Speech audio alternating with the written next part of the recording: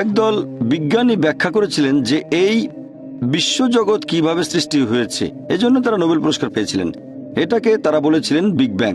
এই বিজ্ঞানীরা বলেছিলেন যে প্রথমে এই বিশ্বজগৎ ছিল একটা বিন্দু, তারপর সবকিছু আলাদা হয়ে গেল একটা বিস্ফোরণে, তারপর সৃষ্টি হলো গ্যালাক্সি, নক্ষত্র, গ্রহ, সূর্য, পাশাপাশি পৃথিবী যেখানে আমরা বাস করি। এটাকে তারা বললেন বিগ ব্যাং। এটা বিজ্ঞানীরা জানতে পেরেছেন 40 বছর আগে, আর কোরআন উল্লেখ করেছে 1400 বছর আগে। সূরা আম্বিয়া অধ্যায় নম্বর 21 আয়াত নম্বর 30 বলা হয়েছে, আওয়ালাম ইয়ারাল্লাযিনা কাফারু, অবিশ্বাসীরা কি এটা দেখে না আন্নাস সামাওয়াতি ওয়াল আরদা কানাত রাতকান ফাফতাকনাহুমা, আকাশমণ্ডলী ও পৃথিবী ওতপ্রোতভাবে মিশেছিল আর আমি তাদের আলাদা করে দিলাম। এই বিগ ব্যাং যেটা বিজ্ঞানীরা জেনেছে কিছুদিন আগে, সেটা পবিত্র কোরআনে উল্লেখ করা হয়েছে 1400 বছর আগে। আগের দিনে এক সময় মানুষ মনে করত যে পৃথিবী সমতল। এরপর 1577 সালে স্যার ফ্রান্সিস ড্রেক পৃথিবীর চারপাশে জাহাজে করে ঘুরে আসলেন। তখন তিনি প্রমাণ করেছিলেন যে আমরা যে পৃথিবীর বুকে বসবাস করি এটা আসলে বর্তুলাকার। কোরআন এটা বলেছে 1400 বছর আগে, সূরা নাজিয়াত অধ্যায় নম্বর 79 আয়াত নম্বর 30। ওয়াল আরদা বাদা যালিকা দাহা, এবং তিনি পৃথিবীকে করেছেন ডিম্বাকৃতি। দাহাহা শব্দের আরেকটা মানে হচ্ছে বিস্তৃত, আর আমাদের পৃথিবীও বিস্তৃত। অন্য আরেকটা অর্থের মূল আরবি শব্দ হচ্ছে দুইয়া, যার মানে হচ্ছে ডিম। আর আমরা সবাই জানি যে পৃথিবী একটা বলের মতো গোলাকার নয়, পূর্ব আর পশ্চিমে চাপা, এটা আসলে বর্তুলাকার। আর যদি ভালো করে দেখেন, এই দাহা শব্দটা কোনো সাধারণ ডিমকে বোঝাচ্ছে না, এখানে বিশেষ করে উট পাখির ডিমকে বোঝানো হয়েছে। আর খেয়াল করলে বুঝবেন যে একটা উট পাখির ডিমও আসলে বর্তুলাকার। চিন্তা করেন, পবিত্র কোরআন 1400 বছর আগে বলেছে যে এই পৃথিবী আসলে হচ্ছে বর্তুলাকার। আগে মানুষ ভাবতো যে চাঁদের আলো তার নিজস্ব আলো। কিছুদিন আগে আমরা জানতে পেরেছি যে চাঁদের আলোটা তার নিজস্ব আলো নয়, এটা আসলে প্রতিফলিত আলো, ধার করা আলো। কোরআন বলছে সূরা ফুরকান অধ্যায় নম্বর 25 আয়াত নম্বর 61, তিনি কত মহান যিনি আকাশে সৃষ্টি করেছেন রাশিচক্র, সেখানে স্থাপন করেছেন সূর্য, প্রদীপ যার নিজস্ব আলো, এবং চাঁদ যার ধার করা আলো, প্রতিফলিত আলো।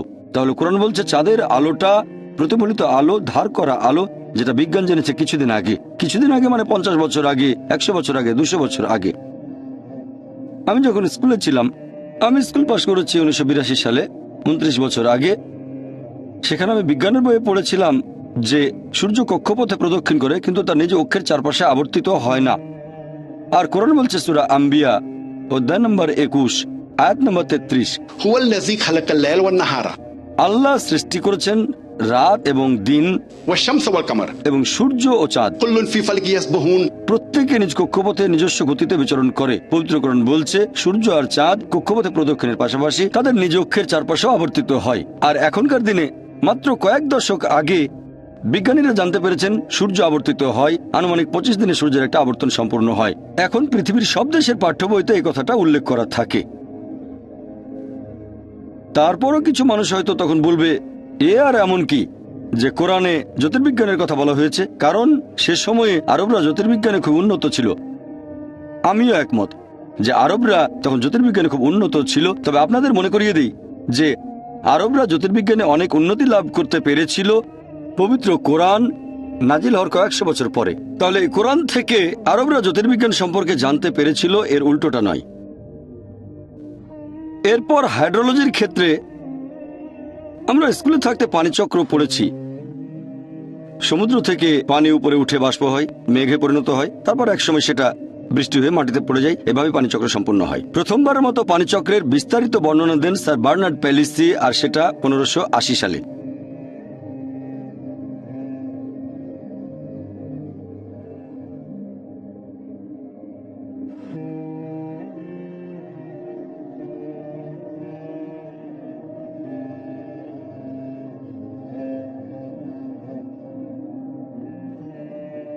পবিত্র কোরআনেও পানিচক্র সম্পর্কে বিস্তারিত বলা হয়েছে 1400 বছর আগে। কোরআন বলছে সমুদ্রের পানি বাষ্প হয়ে উপরে ওঠে, মেঘে পরিণত হয়, মেঘগুলো একত্রিত হয়ে আকাশে ভেসে বেড়ায়, বৃষ্টি হয়ে সেটা মাটিতে পড়ে যায়, পানির স্তর আবার ভরাট হয়ে পানিচক্র সম্পন্ন হয়। পবিত্র কোরআনে পানিচক্র সম্পর্কে বিস্তারিত বলা হয়েছে অনেকগুলো আয়াতে। সূরা আল জুমার অধ্যায় নম্বর 39 আয়াত নম্বর 21, সূরা রুম অধ্যায় নম্বর 30 আয়াত নম্বর 24, সূরা মুমিনুন অধ্যায় 23 আয়াত নম্বর 18, সূরা হিজর অধ্যায় নম্বর 15 আয়াত নম্বর 22, এরপর সূরা নূর অধ্যায় নম্বর 24 আয়াত নম্বর 43, সূরা আরফ অধ্যায় নম্বর 7 আয়াত নম্বর 57, সূরা রদ অধ্যায় নম্বর 13 আয়াত নম্বর 17, সূরা ফুরকান অধ্যায় নম্বর 25 আয়াত 48 ও 49, সূরা ফাতির অধ্যায় নম্বর 35 আয়াত নম্বর 9, সূরা ইয়াসিন অধ্যায় নম্বর 36 আয়াত নম্বর 34, সূরা জাসিয়া অধ্যায় নম্বর 45 আয়াত নম্বর 5, সূরা কাফ অধ্যায় নম্বর 50 আয়াত নম্বর 8 ও 9, সূরা ওয়াকিয়া অধ্যায় নম্বর 56 আয়াত নম্বর 68 থেকে 70, এরপর সূরা মুলক অধ্যায় 67 আয়াত নম্বর 30, সূরা তারিক অধ্যায় 86 আয়াত নম্বর 11। এভাবে আমি পবিত্র কোরআনের আরো অনেকগুলো আয়াতের রেফারেন্স দিতে পারি যেখানে পানিচক্র সম্পর্কে বিস্তারিতভাবে বর্ণনা দেওয়া হয়েছে। এরপর সমুদ্রবিদ্যার ক্ষেত্রে পবিত্র কোরআনের একটি আয়াত সূরা ফুরকান অধ্যায় নম্বর 25 আয়াত 53 বলা হয়েছে যে তিনি দুই দরিয়াকে মিলিতভাবে প্রবাহিত করেন, একটি মিষ্ট এবং সুপেয়, অন্যটি লোনা এবং খড়। তারা মিলিত হলেও পরস্পর মিশে যায় না, তাদের মাঝে রয়েছে এক অন্তরায় যেটা অতিক্রম করা যায় না।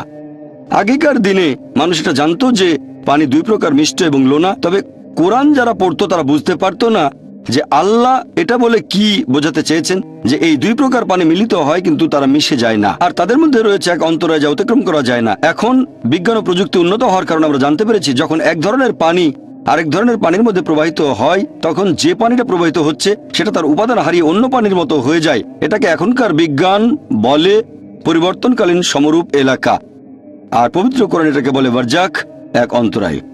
আর এটা আপনারা দেখতে পাবেন কেপ পয়েন্ট, দক্ষিণ আফ্রিকার একেবারে দক্ষিণাঞ্চলে। সেখানে আপনারা এই দুই ধরনের পানির মধ্যেকার পার্থক্যটা চোখে দেখেও বুঝতে পারবেন। আর প্রফেসর হে, একজন বিখ্যাত সমুদ্র বিজ্ঞানী, তিনি বলেছেন যে মানুষ এটা জানতে পেরেছে কিছুদিন আগে। এটা ব্যাখ্যা করা আসলে কঠিন যে কোরআন কিভাবে এই কথাটা বলেছে 1400 বছর আগে। এরপর জীববিদ্যার ক্ষেত্রে পবিত্র কোরআন বলছে সূরা আম্বিয়া অধ্যায় নম্বর 21 আয়াত নম্বর 30, এবং প্রাণবান সমস্ত কিছু সৃষ্টি করলাম পানি থেকে, এরপরেও কি তারা বিশ্বাস করবে না? চিন্তা করেন আরবের সেই শুষ্ক মরুভূমিতে কোরআন বলছে প্রাণবান সবকিছু সৃষ্টি হয়েছে পানি থেকে। এই কথাটা কে বিশ্বাস করত? বর্তমানে বিজ্ঞান আর প্রযুক্তি উন্নত হয়, আমরা জানতে পেরেছি যে প্রত্যেকটা জীবের শরীরের মধ্যে কোষ থাকে, আর কোষের একটা মূল উপাদান হচ্ছে সাইটোপ্লাজম, যার শতকরা 80 পানি। এখন বিজ্ঞান আমাদের বলে যে প্রত্যেক জীবদেহে শতকরা 50 থেকে 90 পানি।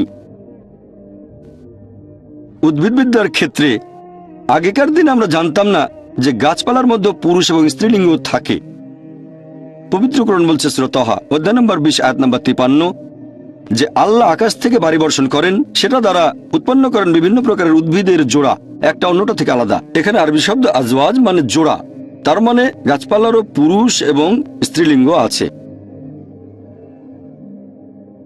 তারপর প্রাণীবিদ্যার ক্ষেত্রে পবিত্র কোরআন বলছে সূরা আনাম অধ্যায় নম্বর 6 আয়াত নম্বর 38 যে আল্লাহ সুবহানাহু ওয়া তাআলা সকল প্রাণীকে যারা পৃথিবীতে বিচরণ করে এবং সকল পাখিকে যারা আকাশে ওড়ে সবাইকে তিনি করেছেন মানুষের মতো সম্প্রদায়ভুক্ত।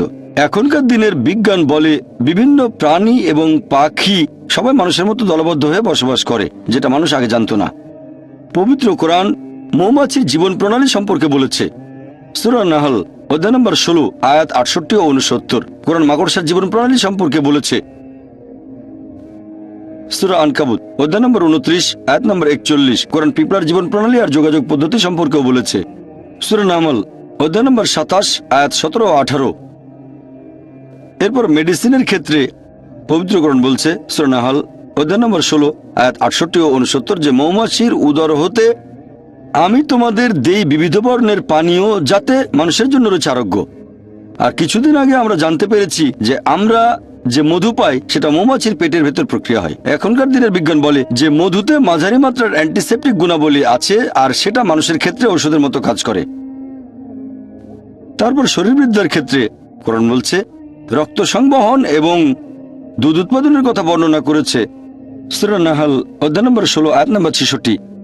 কোরআন অবতীর্ণ হওয়ার 600 বছর পরে ইবনে নাফিস তিনি জীবদেহে রক্ত সংবহন এবং দুধ উৎপাদনের ব্যাপারটা পৃথিবীর সামনে তুলে ধরেন। এর 400 বছর পরে, তার মানে কোরআন অবতীর্ণ হওয়ার 1000 বছর পরে উইলিয়াম হার্ভে পশ্চিমা বিশ্বে এই ধারণাটা প্রচার করেন। আমরা উইলিয়াম হার্ভের নাম জানি, কিন্তু খুব কম লোকই ইবনে নাফিসের নামটা জানে। তিনি উইলিয়াম হার্বের 400 বছর আগেই রক্ত সংবহন আর দুধ উৎপাদন সম্পর্কে বর্ণনা করেছেন। তারপর ভ্রূণবিদ্যার ক্ষেত্রে পবিত্র কোরআন মানব ভ্রূণের বিভিন্ন পর্যায় বা স্তরের কথা একেবারে বিস্তারিতভাবে বর্ণনা করেছে। সূরা মুমিনুনে অধ্যায় নম্বর 23 আয়াত 12 থেকে 14 বলা হয়েছে, প্রথমে ছিল নুতফা, তারপর সেটা হলো আলাকা, তারপর মুদগা, এরপর ইজামা। মানুষ হলো তুচ্ছ শুক্রাণু হতে পরিণত এক অনন্য সৃষ্টি। তারপর সেটা হয় আলাকা, জোঁকের মতো দেখতে একটা বস্তু। এরপর সেটা হয় চিবানো মাংসের মতো। তারপর হাড়গোড় হয়, সেই হাড়গোড় ঢেকে দেয় মাংস দিয়ে। 1980 দশকের প্রথম দিকে এই আয়াতগুলো দেখানো হয়েছিল ডক্টর কিথ মুরকে, যিনি সে সময় ছিলেন শরীরবিদ্যা ও ভ্রূণবিদ্যার উপরে সবচেয়ে সেরা একজন বিশেষজ্ঞ। তিনি তখন ইউনিভার্সিটি অফ টরন্টোতে এই ডিপার্টমেন্টের বিভাগীয় প্রধান ছিলেন। তিনি বলেছিলেন যে পবিত্র কোরআনের বর্ণনাটা বর্তমানের এই আধুনিক ভ্রূণবিদ্যার চেয়ে অনেক বেশি বিস্তারিত। এখানে স্তরগুলোর বর্ণনা আরো বিস্তারিত। আর বলেছিলেন এটা কখনোই সম্ভব না যে একজন মানুষ এই কথাগুলো কোরআনে বলে যেতে পারে। এই কোরআন অবশ্যই আল্লাহ সুবহানাহু ওয়া তাআলার বাণী, আর নবী মুহাম্মদ সাল্লাল্লাহু আলাইহি সাল্লামকে আল্লাহর রাসূল বলে মেনে নিতে আমার কোনো আপত্তি নেই। সময় সীমিততায় বিজ্ঞান সম্পর্কে খুব বেশি বলতে পারছি না। আমি আর একটা উদাহরণ দেব, যেটা আছে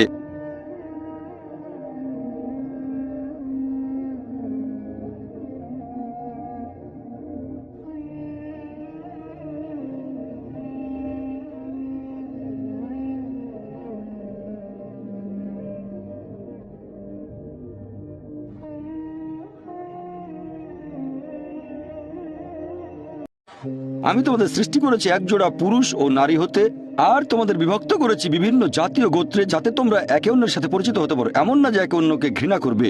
আর আল্লাহর নিকট সেই ব্যক্তি সবচেয়ে মর্যাদা সম্পন্ন যার রয়েছে তাকওয়া।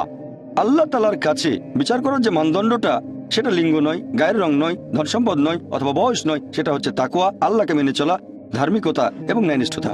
যেটা দিয়ে একজন মানুষ আরেকজনের চেয়ে বেশি মর্যাদা পেতে পারে, সেটা হচ্ছে ন্যায়নিষ্ঠতা এবং ধার্মিকতা। অন্য কোনো মানদণ্ড নেই। কোরআন বলছে সূরা রুম অধ্যায় নম্বর 30 আয়াত নম্বর 22, আল্লাহর নিদর্শনগুলোর মধ্যে রয়েছে আকাশমণ্ডলী ও পৃথিবী এবং তোমাদের ভাষা ও বর্ণের বৈচিত্র্য।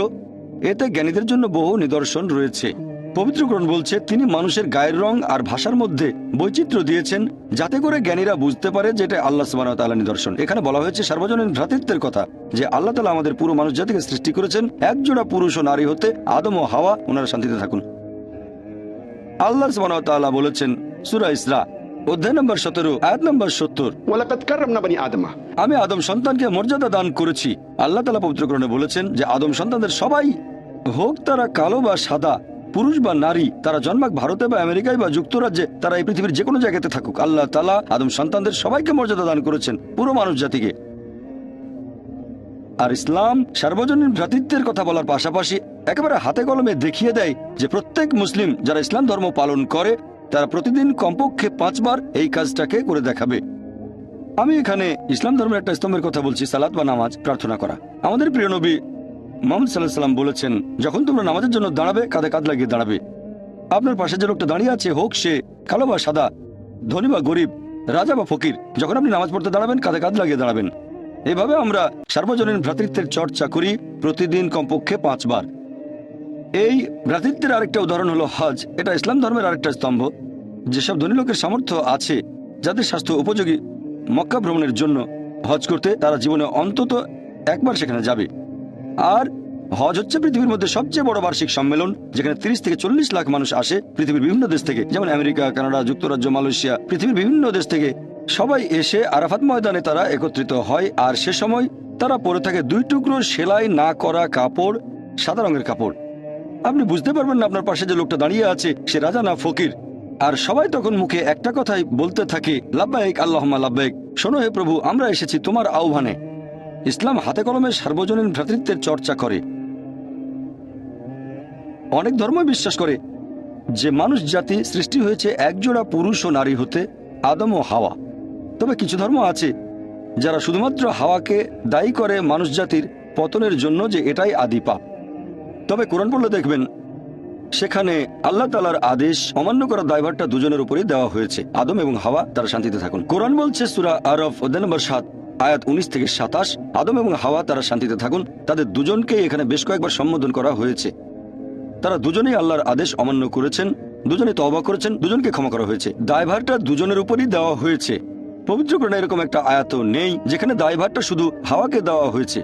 তবে পবিত্র কোরআনে একটা আয়াত আছে সূরা তাহা অধ্যায় নম্বর 20 আয়াত নম্বর 121 বলা হয়েছে, এখানে শুধু আদম আলাইহিস সালামকে বলা হয়েছে যে তিনি আল্লাহকে অমান্য করেছেন।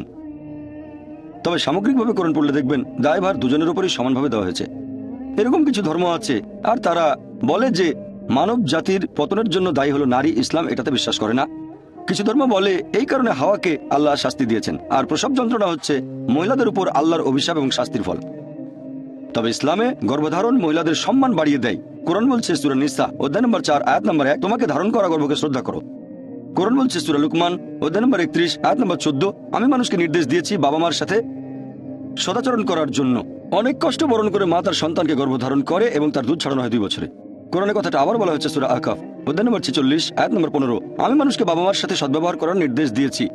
কষ্টের সাথে মা তাকে গর্ভে ধারণ করে এবং প্রসব করে কষ্টের সাথে। তাহলে গর্ভধারণ মহিলাদের মর্যাদা বাড়িয়ে দেয়, কোনোভাবেই তাদের ছোট করে না।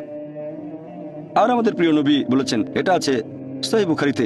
সহিহ বুখারী হলো সর্বশেষ চূড়ান্ত নবী মুহাম্মদ সাল্লাল্লাহু আলাইহি সাল্লামের কথা ও কাজের একটা নির্ভরযোগ্য সংগ্রহ।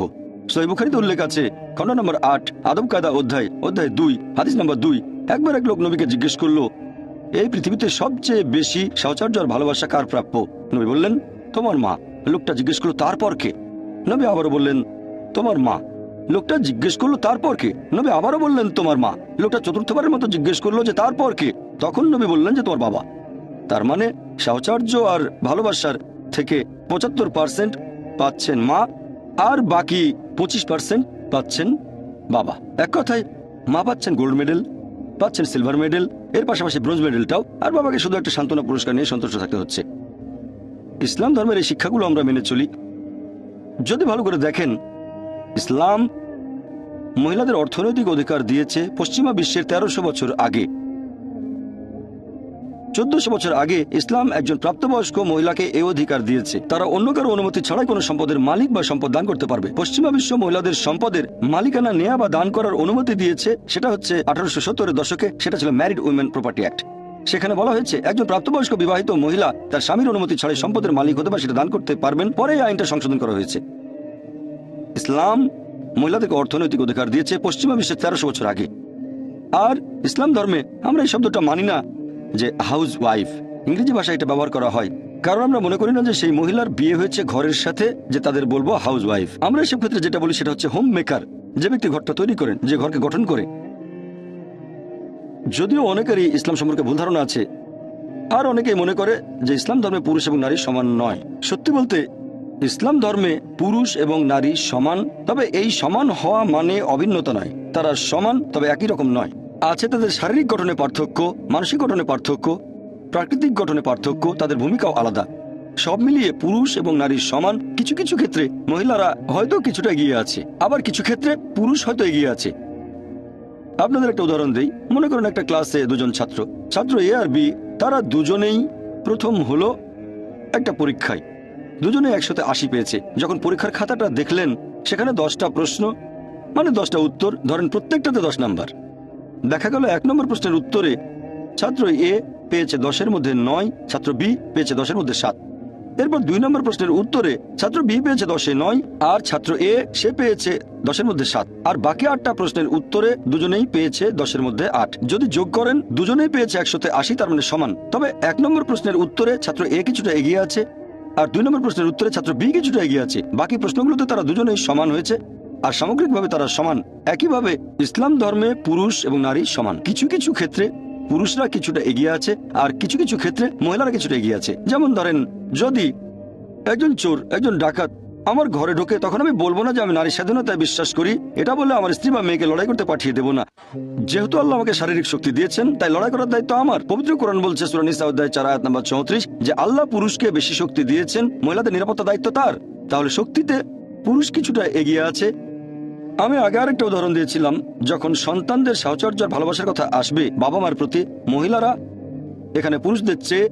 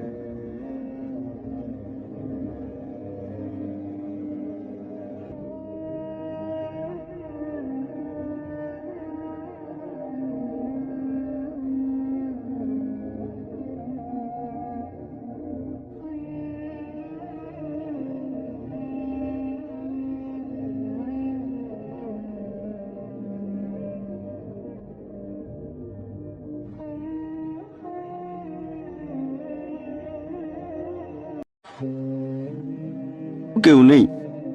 তাহলে যদি হিন্দু ধর্মগ্রন্থ পড়েন, সেখানে আপনারা হিন্দু ধর্মে ঈশ্বরের ধারণাটা বুঝতে পারবেন, আর হিন্দু ধর্মটাকেও সঠিকভাবে বুঝতে পারবেন। আসুন এবারে আমরা ইহুদি ধর্মে ঈশ্বরের ধারণা দেখি। ওল্ড টেস্টামেন্টে উল্লেখ করা হয়েছে, বুক অব ডিটোরনমি অধ্যায় নম্বর 6 অনুচ্ছেদ 4, মুসা আলাইহিস সালাম বলছেন, שמע ইসরাইল আদনাহিন আদনাইকাত। শোনো হে ইসরায়েলবাসী, আমাদের ঈশ্বর, আমাদের প্রভু কেবলমাত্র একজন।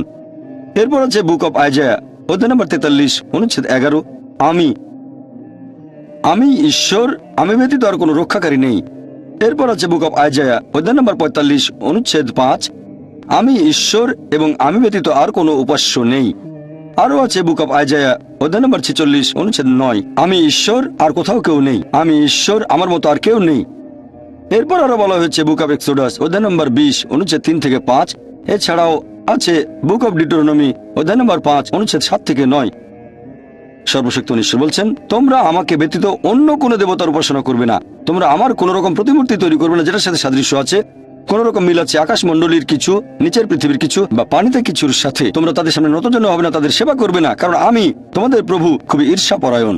তাহলে যদি ওল্ড টেস্টামেন্ট পড়েন, আপনারা ইহুদি ধর্মে ঈশ্বরের ধারণাটা বুঝতে পারবেন এবং ইহুদি ধর্মটাকে সঠিকভাবে বুঝতে পারবেন। এবারে খ্রিস্টান ধর্মে ঈশ্বরের ধারণা সম্পর্কে কিছু বলার আগে আমি কয়েকটা বিষয় পরিষ্কার করতে চাই। ইসলাম হচ্ছে একমাত্র অখ্রিস্টান ধর্ম যেখানে ধর্মবিশ্বাসের অন্যতম ভিত্তি যীশু খ্রিস্টকে নবী ও রাসূল বলে মানতে হবে। সেই মুসলিম আসলে মুসলিমই না যে যীশু খ্রিস্টকে নবী ও রাসূল বলে মানে না। আমরা মানি যে তিনি আল্লাহ তাআলার অন্যতম প্রধান একজন নবী ও রাসূল ছিলেন। বিশ্বাস করি যে তিনি ছিলেন মসীহ অর্থাৎ খ্রিস্ট।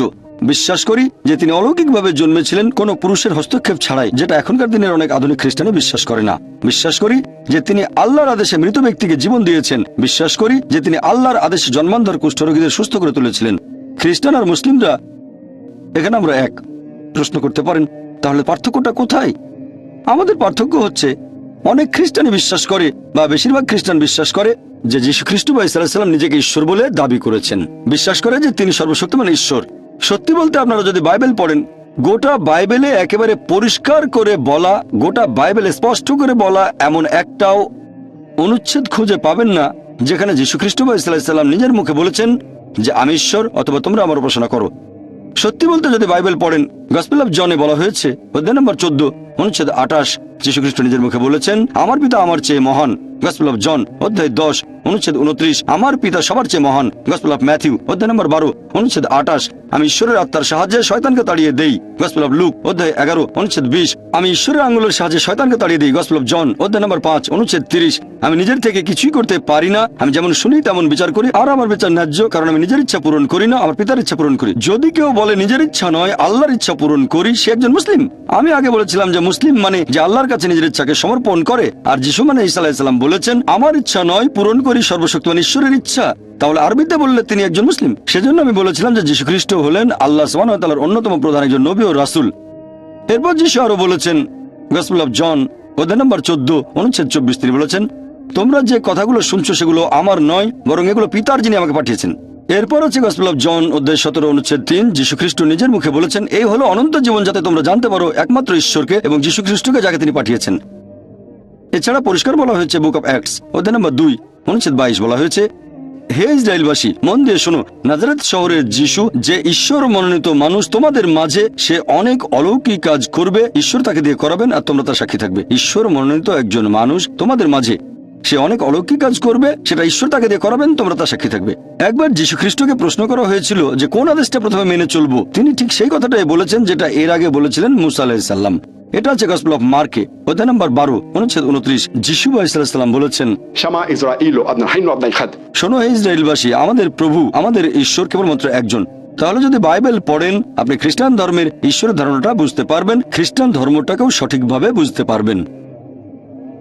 আসুন এবারে ইসলাম ধর্মে আল্লাহ ধারণা নিয়ে আলোচনা করি। আর ইসলাম ধর্মে আল্লাহ সুবহানাহু ওয়া তাআলার ধারণা সম্পর্কে সবচেয়ে সেরা যে উত্তরটা, সেটা পবিত্র কোরআনের সূরা ইখলাস, কোরআনের অধ্যায় নম্বর 112 আয়াত 1 থেকে 4 বলা হয়েছে কুল হুয়াল্লাহু আহাদ, বলো তিনি আল্লাহ এক অদ্বিতীয়।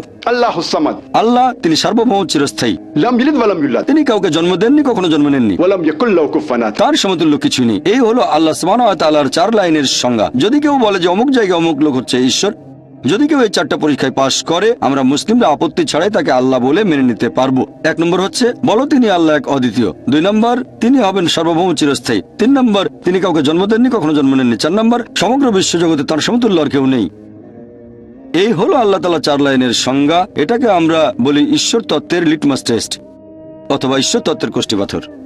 আর পবিত্র কোরআন বলছে সূরা আনাম অধ্যায় নম্বর 6 আয়াত নম্বর 108, যে আল্লাহকে ছেড়ে যাদেরকে তারা উপাসনা করে তাদের তোমরা ভুল করেও গালি দিও না, কেননা তারা সীমালঙ্ঘন করে অজ্ঞানতা বশত আল্লাহ সুবহানাহু ওয়া তাআলাকেও গালি দেবে। কোরআন মুসলিমদের নিষেধ করেছে খারাপ কথা বলবে না, গালি দেবে না, বদনাম করবে না আল্লাহকে ছেড়ে যাদেরকে অন্য মানুষেরা উপাসনা করে, বরং কোনো কিছু না বুঝে তারা আল্লাহকে গালি দেবে।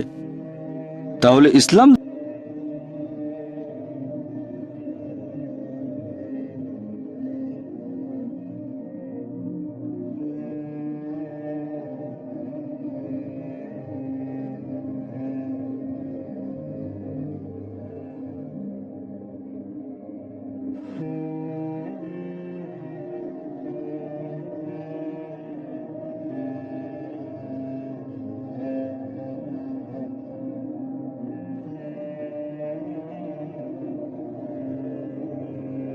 আত্মঘাতী বোমা হামলা যেখানে নিরীহ মানুষ মারা যায়, এটা ইসলামে পুরোপুরি নিষিদ্ধ।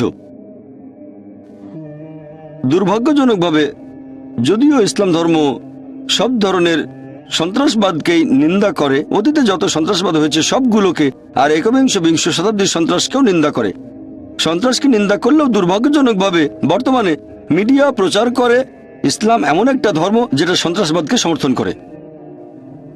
প্রত্যেক সম্প্রদায়ে কিছু কুলাঙ্গার থাকে, আর আমিও এটা জানি যে মুসলিম সম্প্রদায়ের মধ্যেও কিছু কুলাঙ্গার আছে।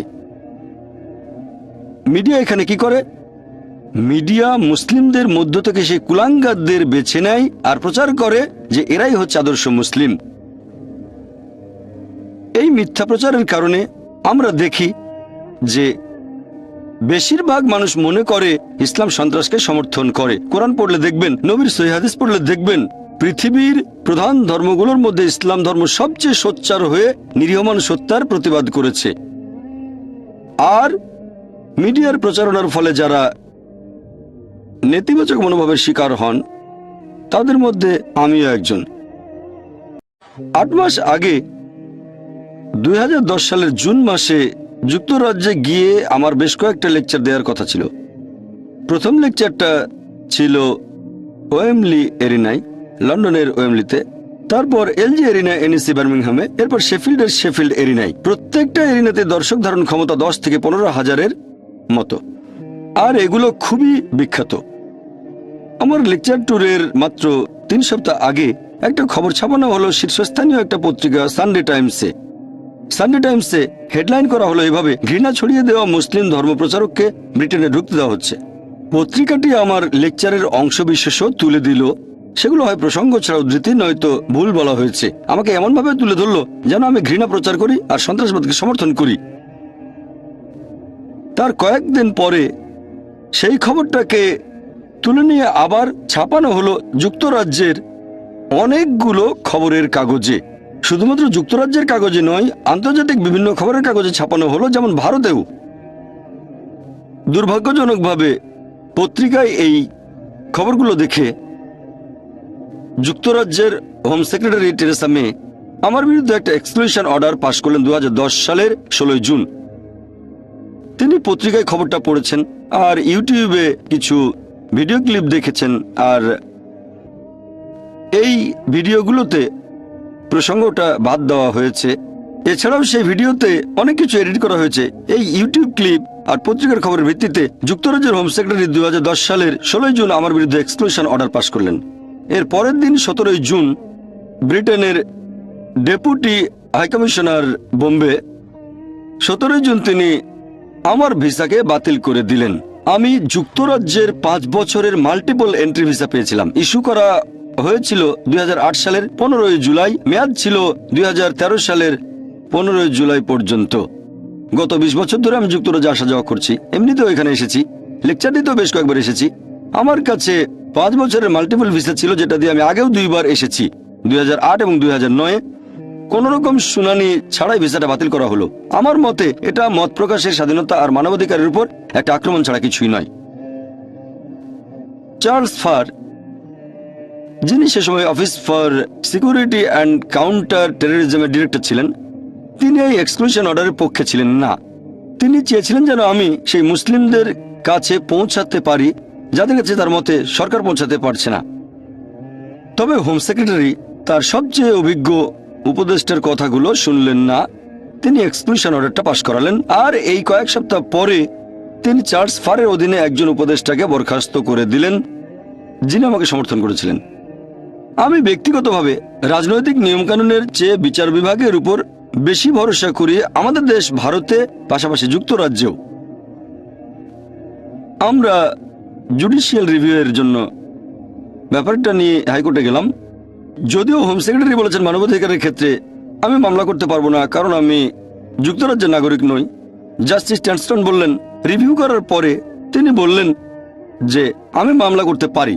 তিনি একটা জাজমেন্ট পাশ করালেন আর বললেন যে হোম সেক্রেটারির প্রথম 3টি সিদ্ধান্ত, একটা 16 জুনে, একটা 17 জুনে আর একটা 27 জুনে, এর সবগুলোই আইন বহির্ভূত। তবে এরপরে 2010 সালের আগস্ট মাসে তারা আরো বাড়তি কিছু তথ্য দিল। তখন তিনি বললেন এটা আইনসম্মত। ব্যাপারটা ঠিক যুক্তিসঙ্গত না। বিচার বিভাগের উপর আমার আস্থা আছে। আমরা একটা আপিল ফাইল করেছি হাইকোর্টের এই রায়ের বিরুদ্ধে, আর আমি বিশ্বাস করি যে ইনশাল্লাহ খুব শিগগিরই এই এক্সক্লুশন অর্ডারটা বাতিল করা হবে কোর্ট অফ আপিলে। আশা করছি যে ভবিষ্যতে একদিন হোম সেক্রেটারি টেরেসা মের সাথে আমি সাক্ষাৎ করব সামনাসামনি, আর তাকে ইসলাম ধর্মের শান্তির বাণীগুলো শোনাবো। আমার লেকচার আর ইসলাম সম্পর্কে কোনো ভুল ধারণা থাকলে সেটাও দূর করে দেব। আমি ব্যক্তিগতভাবে চেয়েছিলাম যে সশরীরে অক্সফোর্ড ইউনিয়নে এসে এই লেকচারটা দেব, তারপর সরাসরি প্রশ্ন উত্তর পর্ব, স্যাটেলাইটের মাধ্যমে না। গত মাসে আমি ফ্রান্সে গিয়েছিলাম, ফ্রান্সের প্যারিসে। সেখানে বোর্ড মিটিং করেছিলাম আমাদের ট্রাস্টের ইসলামিক রিসার্চ ফাউন্ডেশন ইন্টারন্যাশনাল, যার হেড অফিস যুক্তরাজ্যে। এছাড়াও আছে ইউনিভার্সাল ব্রডকাস্ট লিমিটেড। যেহেতু যুক্তরাজ্যে যেতে পারছি না, তাই বোর্ডের সদস্যদের আসতে বললাম প্যারিসে। আর খুবই অবাক হলাম, এমনিতে সবাই মনে করে যে ইসলামের প্রতি যুক্তরাজ্যের চেয়ে ফ্রান্সের মনোভাব বেশি কঠোর, কিন্তু যখন ভিসার জন্য আবেদন করলাম পেয়ে গেলাম মাত্র 1 ঘন্টায়। আমরা সেখানে বোর্ড মিটিং করলাম, যুক্তরাজ্যেই করতে চেয়েছিলাম, পারিনি সেই এক্সক্লুশন অর্ডারের জন্য। আমি আশা করছি কোর্ট অফ আপিল খুব শীঘ্রই এটাকে বাতিল করবে।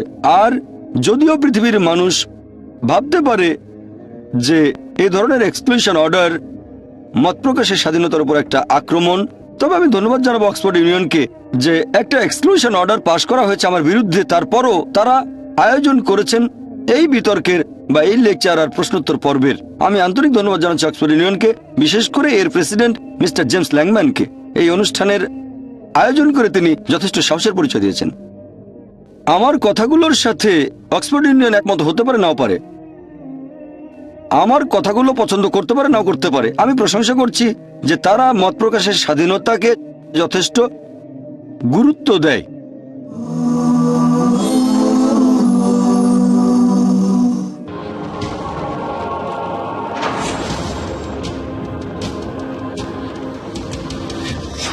আকাশের রংধনু আমরা জীবনে বহুবার উপভোগ করেছি।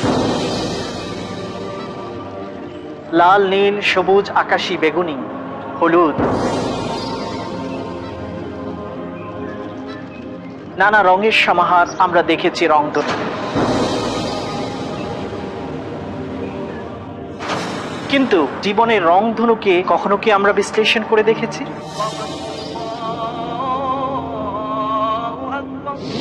আমরা জীবনের উত্থান পতন, চড়াই উতরাই, আনন্দ বেদনা, ক্ষোভ হতাশা সম্পর্কে বিস্তারিত জানার চেষ্টা করি। দেখুন জীবনের রংধনু কেবলমাত্র পিস টিভি বাংলায়।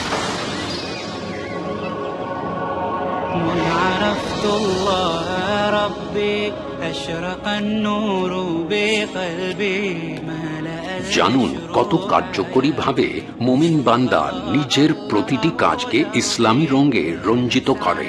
জীবনের রংধনু প্রতি মঙ্গলবার রাত 10টায়, পুনঃ সম্প্রচার সকাল 8:30 বাংলাদেশে, পিস টিভি বাংলায়।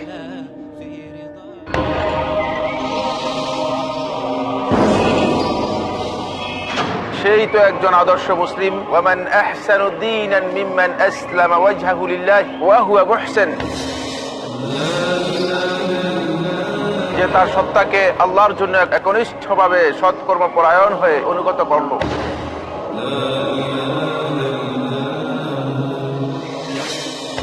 তাই আমাকে আপনাকে হতে হবে আল্লাহর জন্য অনুগত, হতে হবে একজন প্র্যাকটিসিং মুসলিম।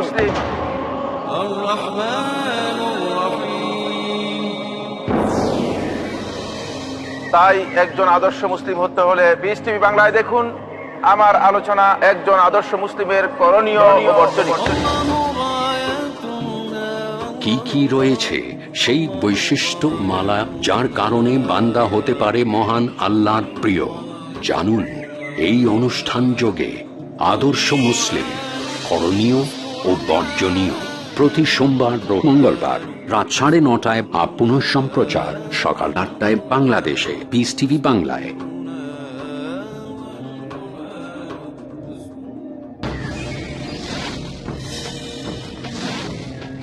এবাদত আমল করলেই কি হয়ে যায়? পাবেন কি যা কিছু করছেন তাই? অবশ্যই নয়, যতক্ষণ না আমল এবাদত কবুল ও সংরক্ষণের শর্ত পূর্ণ হয়। জানতে হলে দেখুন আমার আলোচনা একমাত্র পিস টিভি বাংলায়। সুবহানাল্লাহ ওয়ালহামদুলিল্লাহ। বুঝুন সেই বিশিষ্ট নীতিমালা যার কারণে ইসলাম সারা বিশ্বে জনপ্রিয় হয়ে উঠেছে। দেখুন ইসলামের মৌলিক জ্ঞান প্রতি শনিবার রাত 8:30 পুনঃ সম্প্রচার সকাল 7টায় বাংলাদেশে পিস টিভি বাংলায়। কোরআন একটা চূড়ান্ত বার্তা। মহাবিশ্বের মহাবিশ্বয় মহাগ্রন্থ আল কোরআন দিয়ে আমাদের হেদায়েতের ব্যবস্থা করেছেন। Quran will remain as the most modern book ever. এমন এক কিতাব যেই কিতাব দিয়ে মানুষের সব সমস্যার সমাধান করা যায়। সমাজের মধ্যে আল্লাহ সুবহানাহু ওয়া তাআলা কোরআনকে রাখবেনই। কোরআন শুধুমাত্র মুমিনদের সম্পদ নয়, কোরআন হচ্ছে বিশ্ব মানবতার মহান সম্পদ।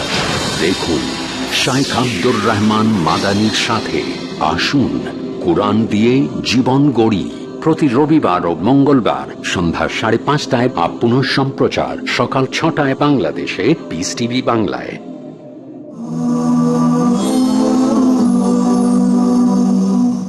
আমার লেকচার শেষ করার আগে আরেকটা কথা বলি। শান্তি হলো মানুষের সমস্যাগুলোর একমাত্র সমাধান। এই পৃথিবীর অনেক দেশেই আর্মি আছে, মিলিটারি আছে, তাদের আছে নেভি, আছে বিমান বাহিনী। অনেক দেশের আছে ভয়াবহ সব মারণাস্ত্র, অনেকের আছে পারমাণবিক অস্ত্র। বিশ্বাস করেন এগুলো দিয়ে মানুষের সমস্যাগুলোর সমাধান করা যাবে না। আমার মত অনুযায়ী একমাত্র সমাধান মানুষ জাতির সমস্যাগুলোর সেটা শান্তি। পার্থক্য থাকতেই পারে, পার্থক্য থাকবে কালচারে, পার্থক্য থাকবে আমাদের ভাষায়, পার্থক্য গায়ের রঙে, পার্থক্য সমাজ ব্যবস্থায়। আমাদের মধ্যে যতই পার্থক্য থাকুক, আমাদের সবচেয়ে বড় যে মিলটা সেটা হচ্ছে আমরা সবাই শান্তি চাই। আমার মত অনুযায়ী শান্তি হচ্ছে মানুষ জাতির সমস্যাগুলোর একমাত্র সমাধান। আমার লেকচারে শুরুতে বলেছিলাম ইসলাম এর মূল আরবি শব্দটা সালাম, যার মানে হচ্ছে শান্তি। আর এই সালাম শব্দটা পবিত্র কোরআনে আছে সব মিলিয়ে 43 বার, আর বিভিন্ন রূপ ধরলে শব্দটা কোরআনে আছে সব মিলিয়ে 143 বার। সালাম শান্তি এই শব্দটা পবিত্র কোরআনে আছে সব মিলিয়ে 143 বার। আর লেকচার শুরুতে আমি আপনাদের উদ্দেশ্যে বলেছিলাম আসসালামু আলাইকুম, যার মানে সবার উপরে শান্তি বর্ষিত হোক। পবিত্র কোরআন বলছে সূরা ইয়াসিন অধ্যায় নম্বর 36 আয়াত নম্বর 58 যে সালাম হচ্ছে একটা সম্ভাষণ পরম দয়ালু প্রতিপালকের পক্ষ থেকে। আল্লাহ তাআলার অন্যতম একটা বৈশিষ্ট্য হচ্ছে আসসালাম, অর্থাৎ শান্তির উৎস। কোরআন বলছে সূরা আল হাশর অধ্যায় নম্বর 59 আয়াত নম্বর 23, এখানে আল্লাহ সুবহানাহু ওয়া তাআলাকে বলা হয়েছে আসসালাম, শান্তির উৎস। কোরআন বলছে সূরা মাইদা অধ্যায় নম্বর 5 আয়াত নম্বর 16, আল্লাহ তাআলা তাদেরকে পরিচালনা করেন যারা তার কাছে আসে শান্তি ও নিরাপত্তার পথে, তাদেরকে অন্ধকার থেকে বের করে আলোতে নিয়ে যান।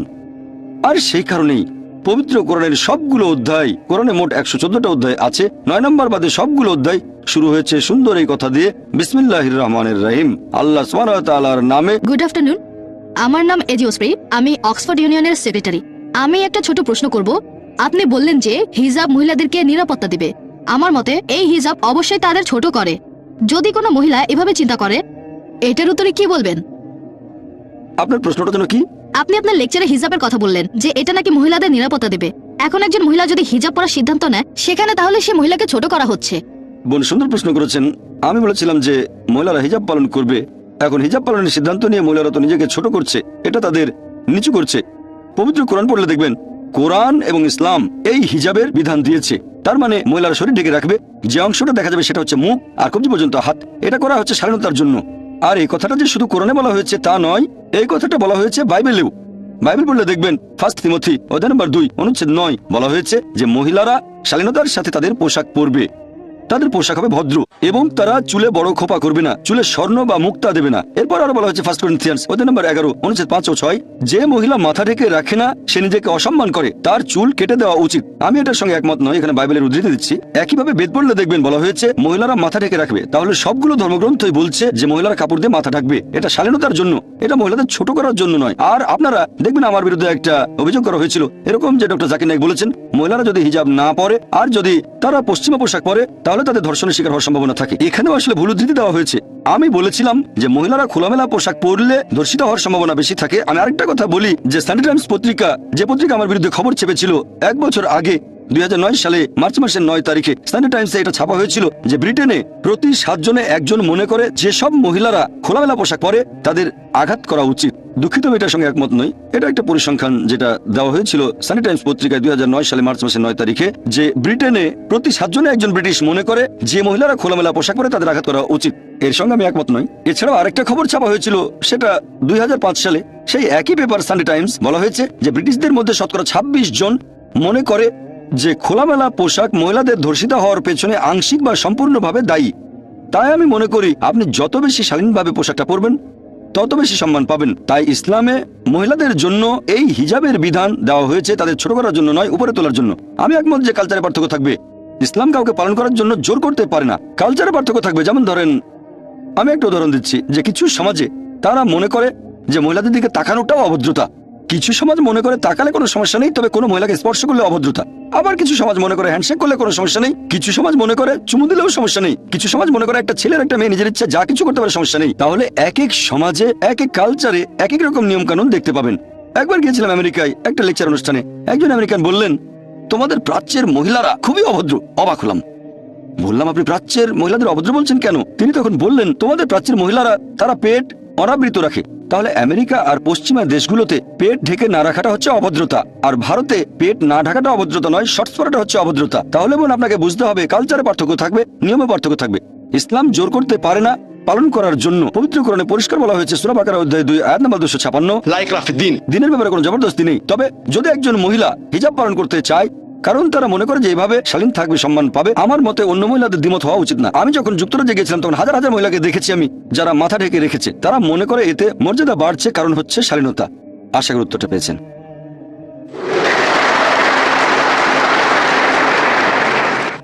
Good evening doctor Zakir Naik. আমার নাম ডক্টর রামসি, অক্সফোর্ড থেকে, ইউনিভার্সাল পিস অর্গানাইজেশনের অ্যাম্বাসেডর। এছাড়াও আমি মুসলিম কাউন্সিল অফ ব্রিটেনের একজন সদস্য। প্রথমেই বলবো আপনি অসাধারণ একটা কাজ করেছেন, আলহামদুলিল্লাহ। এবারে আমার প্রশ্নটা, ডক্টর জাকির নায়েক, ইসলাম সম্পর্কে ভীতি, এটাকে আপনি কি স্বাভাবিক কোনো ঘটনা বলবেন? সেরকম হলে কিভাবে এটার প্রতিকার করা যেতে পারে? এখানে মুসলিম সম্প্রদায়কে কি কোনো প্রকার দায়িত্ব পালন করতে হবে, নাকি সামগ্রিকভাবে সেই সমাজকে চেষ্টা করতে হবে এই ভীতিটাকে কোনোভাবে কাটানোর? আমার মতে সব ধরনের ভয় তৈরি হয় যখন দেখা যায় জিনিসটা আমাদের অজানা অচেনা। ধন্যবাদ ভাই, খুব সুন্দর প্রশ্ন করেছেন যে ইসলাম সম্পর্কে ভীতিটা কি স্বাভাবিক ঘটনা, কিভাবে প্রতিকার করা যায়। এখানে কি মুসলিম সম্প্রদায়কে সেই দায়িত্ব পালন করতে হবে? হ্যাঁ, ইসলাম সম্পর্কে ভীতি আছে, এমনকি এই 20 শতাব্দীতেও। আর আমি আমার লেকচারে বলেছিলাম আমার মতে ইসলাম সম্পর্কে এই ভীতির অন্যতম একটা কারণ হচ্ছে এই মিডিয়া। এছাড়াও লেকচারে বলেছিলাম যে ইসলাম ধর্ম সম্পর্কে মিডিয়া বেশ কিছু ভুল ধারণা প্রচার করে থাকে। আমি এবারে একমত যে এখানে আমাদের মুসলিমদের দায়িত্ব হচ্ছে আমরা ইসলামের সত্যের বাণী প্রচার করব। আমি জানি মুসলিমদের মধ্যেও কিছু কুলাঙ্গার আছে। আমি বলছি না যে মুসলিমরা সবাই 100% ধার্মিক, সবাই ভালো। সব সম্প্রদায়ের ভেতরে কুলাঙ্গার আছে, মুসলিমদের ভেতরে। মিডিয়া এখানে কি করে? তারা মুসলিম সম্প্রদায় থেকে এই কুলাঙ্গারদের বেছে নেয় আর প্রচার করে যে এরাই হচ্ছে আদর্শ মুসলিম। আমাদের যেটা করতে হবে, আমরা প্রচার করব কোরআনের সঠিক শিক্ষাটা আর নবী মুহাম্মদ সাল্লাল্লাহু আলাইহি ওয়াসাল্লামের হাদিসগুলো। আর যদি কোনো মুসলিম এমন কোনো কাজ করে যেটা ইসলাম ধর্মের বিরুদ্ধে যায়, সেটা যদি সন্ত্রাসবাদ হয়ে থাকে, যদি নিরীহ মানুষকে মারা হয়, তাহলে আমাদের মুসলিমদের দায়িত্ব এই সব লোকদের জানানো যে এটা হচ্ছে হারাম। কিছু মানুষ ভুল পথে পরিচালিত হয়েছে আর তাদের ব্রেন ওয়াশ করা হয়েছে, তাই তারা বলে যে নিরীহ মানুষ হত্যা করাটা ইসলামের একটা অংশ, এজন্য পুরস্কার পাবেন। আমাদের দায়িত্ব হবে মূলধারার মুসলিম হিসেবে ইসলামের সঠিক আর সত্যের বাণী প্রচার করা আর এই সব মুসলিমদের ভুল পথে যেতে না দেওয়া। এটা 1 নম্বর পয়েন্ট। 2 নম্বর পয়েন্ট, আমাদের দায়িত্ব হবে যে দেশে বাস করি সে দেশে সরকারকে এটা জানানো যে ইসলাম একটা শান্তির ধর্ম। আর আমি বিশ্বাস করি যে মুসলিমরা হবে সমাধানের একটা অংশ, কোনো সমস্যার অংশ নয়। সরকারের এটা ভাবা ঠিক হবে না যে মুসলিমরা সমস্যার একটা অংশ, ভাবা উচিত যে মুসলিমরা সমাধানের একটা অংশ। এই একই পরামর্শ আমি ভারতের পুলিশকেও দিয়েছি আর বোম্বের পুলিশ সদস্যদের সাথে প্রায় দেখা সাক্ষাৎ হয়। আমি তাদের বলি যে মুসলিমদের ব্যাপারে আপনারা বিশ্বাস করতে পারেন, সবচেয়ে ভালো হয় যদি কথাবার্তা বলেন। আমি বিভিন্ন দেশের পুলিশ অফিসারদের সাথে কথা বলেছি। আমরা চেষ্টা করব বিভিন্ন প্রশ্নের উত্তরগুলো দিতে, ভুল ধারণাগুলো তাদের কাছ থেকে দূর করে দিতে আর প্রমাণ করব যে ইসলাম আসলে একটা সহনশীল ধর্ম, এটা শান্তির ধর্ম। আর আপনি যদি ইসলামের শিক্ষাগুলো জানেন তাহলে আপনি তাকে কখনোই ভয় পাবেন না যে সত্যিকারের মুসলিম। আমি মুসলিম সম্প্রদায়ের কুলাঙ্গাদের কথা বলছি না। আশা করি উত্তরটা পেয়েছেন। ডক্টর নায়েক, আমার নাম ইয়াসমিন, আমি ইউনিভার্সিটির ছাত্রী। আমার প্রশ্নটা আগের প্রশ্নটার একটা প্রসঙ্গ থেকে। আপনি বলেছিলেন যে আপনি যুক্তরাজ্যে আসতে চেয়েছিলেন কারণ আপনি সেই মুসলিমদের কাছে পৌঁছাতে চেয়েছিলেন যাদের কাছে সরকার পৌঁছাতে পারছে না। এখন আপনার মতে যুক্তরাজ্যের সরকার ঠিক কোন কারণে ব্রিটেনের মুসলিমদের কাছে সেভাবে পৌঁছাতে পারছে না? ধন্যবাদ। বোন, আপনি প্রশ্ন করেছেন যে আমি যুক্তরাজ্যে আসতে চেয়েছিলাম সেই সব মুসলিমদের কাছে পৌঁছানোর জন্য যাদের কাছে সরকার পৌঁছাতে পারছে না। আপনার বুঝতে একটু ভুল হয়েছে বোন। আমি বলেছিলাম Charles Farr, office for security and counter টেররিজমের ডিরেক্টর জেনারেল মনে করেন যে আমি সেই সব মুসলিমদের কাছে পৌঁছাতে পারি যাদের কাছে সরকার পৌঁছাতে পারছে না। তিনি মনে করেন, আমি না। আর আমি যেটা মনে করি, এখানে হোম ডিপার্টমেন্টের কাছে এই তথ্যটা ছিল যে পিস টিভি হচ্ছে যুক্তরাজ্যের সবচেয়ে জনপ্রিয় ইসলামিক স্যাটেলাইট টিভি চ্যানেল। মুসলিমরা দেখেন, পাশাপাশি অমুসলিমরা দেখেন। আর সবচেয়ে জনপ্রিয় বক্তা হোম ডিপার্টমেন্টের কথা অনুযায়ী, আমার না, হোম ডিপার্টমেন্টের কথা অনুযায়ী ডক্টর জাকির নায়েক। তিনি মনে করেছিলেন আমি তাদের কাছে পৌঁছাতে পারবো আর তিনি হয়তো ভেবেছিলেন আমার কথাগুলো প্রভাব ফেলবে আর তিনি হয়তো আমার কথাগুলো প্রশংসাও পড়েছেন। সেই কারণেই তিনি হোম সেক্রেটারি টেরেসা মের পাশ করা সেই এক্সক্লুশন অর্ডারের বিরুদ্ধে ছিলেন। আশা করি উত্তরটা পেয়েছেন। আপনার মতে তার যুক্তিটা কি ছিল? কারণটা কি হতে পারে যে জন্য সরকার মুসলিমদের কাছে পৌঁছাতে পারছে না? হ্যাঁ, যদি আমার মতামত জানতে চান যে আমি চার্লস ফারের দৃষ্টিভঙ্গিটার সাথে একমত কিনা যে সরকার পৌঁছাতে পারছে না, হ্যাঁ আমি একমত। আমি তার সাথে একমত কারণ আগের প্রশ্নের উত্তর আমি বলেছিলাম সরকারের এভাবে ভাবা উচিত নয় যে মুসলিমরা সমস্যার একটা অংশ, সরকারের ভাবা উচিত যে মুসলিমরা সমাধানের একটা অংশ। কারণ এখানে অনেক মুসলিম আছেন যারা ব্রিটিশ নাগরিক, আর একজন মুসলিমের দায়িত্ব হচ্ছে যে দেশে বসবাস করছে সেখানকার আইন কানুন সবকিছু মেনে চলা, যতক্ষণ না তাকে এমন কিছু করতে বাধ্য করা হচ্ছে যেটা ইসলাম ধর্মে নিষিদ্ধ, অথবা এমন কিছু করতে বাধা দেওয়া হচ্ছে যেটা ইসলাম ধর্মে বাধ্যতামূলক। ভারতের কথা যদি বলতে হয়, আমার জানা মতে সেখানে এমন কোনো আইন বা সংবিধানের ধারা নেই যেটা ভারতের মুসলিমদের বাধ্য করছে এমন কিছু করতে যেটা নিষিদ্ধ, অথবা এমন কোনো কাজে বাধা দিচ্ছে যেটা ইসলাম ধর্মে বাধ্যতামূলক। তাই আমি একজন নিয়ম মানা মুসলিম আর ভারতীয় হিসেবে গর্বিত, তাহলে আমি ভারতীয় মুসলিম হিসেবে গর্বিত। সেরকম আমার মনে হয় অনেক ব্রিটিশ নাগরিক আছেন যারা আমার মতো করে ভাবেন, তারা মুসলিম এবং তারা দেশের আইন কানুন সবকিছু মেনে চলছেন, তাই তারা ব্রিটিশ মুসলিম। আমার মতে সরকারের উচিত হবে মুসলিমদের বিশ্বাস করা, আর তাদের যেটা করা উচিত তারা এটা নিশ্চিত করবে যে মিডিয়ারে মিথ্যে প্রচারণা কুৎসা ওঠানো যেন বন্ধ হয়। সবচেয়ে সেরা দৃষ্টান্ত এখানে সেটা আমি নিজেই। বর্তমানে পিস টিভির দর্শকের সংখ্যা 10 কোটিরও বেশি। এরকম অনেকেই আছে যারা বলে যে আমি নাকি শান্তির দূত, তারা বলে আমি শান্তিপ্রিয় মানুষ। অনেক দেশের রাষ্ট্রপ্রধানগণ আছেন, এরকম অনেক দেশ আছে, অনেক। তারা আমাকে রাষ্ট্রীয় অতিথি হিসেবে ডেকে এনেছেন। আপনি কি বলবেন এতজন রাষ্ট্রপ্রধান, বিভিন্ন দেশের প্রেসিডেন্ট, প্রধানমন্ত্রী, রাজা, তাদের সাথে কথা বলেছি, আমি ডিনার করেছি, আপনি কি বলবেন তারা এমন লোককে ডেকেছে যে সন্ত্রাসবাদকে সমর্থন করে, যে শুধু ঘৃণা প্রচার করে? আমি এখানে বলবো এই পুরো ব্যাপারটাই আসলে কৌশলে নিয়ন্ত্রণ করছে মিডিয়া। মিডিয়া দ্বারা প্রভাবিত হওয়া সরকারের উচিত হবে না, বা প্রভাবিত হয়ে সিদ্ধান্ত নেওয়াটা উচিত হবে না। তাদের কি করা উচিত? তাদের উচিত হবে সেই লোককে ব্যাখ্যা করার সুযোগ দেয়া। তাহলে আমার মতে তাদের ভেতরের ভুল ধারণাগুলো দূর হবে, আর আমি নিশ্চিত যে যুক্তরাজ্য বসবাসের জন্য একটা শান্তিপূর্ণ জায়গা হবে। আশা করি উত্তরটা পেয়েছেন। আমরা অনুষ্ঠানটি পরিচালনা করলাম স্যাটেলাইট লিংকের মাধ্যমে। যাই হোক, আমি এবার সবাইকে অনুরোধ করব, আসুন সবাই মিলে ডক্টর নায়েককে লেকচারের জন্য ধন্যবাদ জানাই। তারপর অনুষ্ঠান শেষ করার জন্য আমরা চলে যাব পিস টিভি স্টুডিওতে। এখানে শেষ করছি। আমি জেমস ল্যাংম্যান, ধন্যবাদ।